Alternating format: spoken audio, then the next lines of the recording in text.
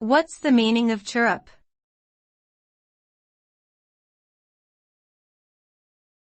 Chirrup.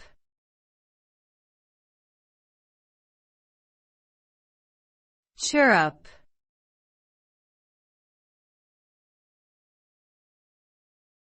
Chirrup.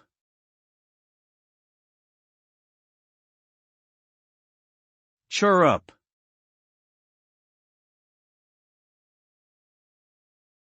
Chirrup is a verb that refers to the high-pitched sound made by birds or small animals, or to the action of producing such sounds. It can also describe a cheerful or lively tone of voice or conversation. The word connotes a sense of lightness and playfulness, often associated with the natural world.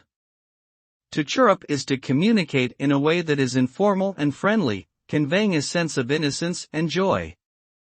Overall, the term chirrup evokes a sense of positivity and liveliness.